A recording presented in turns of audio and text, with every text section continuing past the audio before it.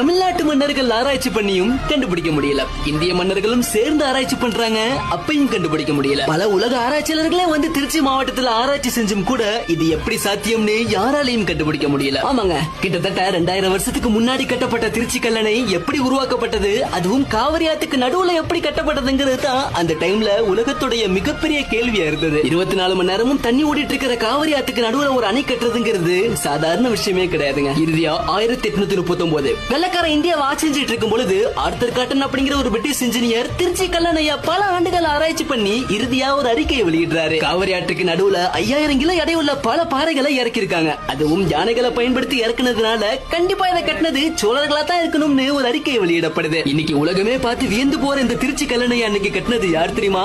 ராஜராஜ சோழனுக்கும் முப்பாட்டனான 2000 வருஷத்துக்கு முன்னாடி தமிழ்நாட்டை ஆட்சி செஞ்ச கரிகார சோழன்.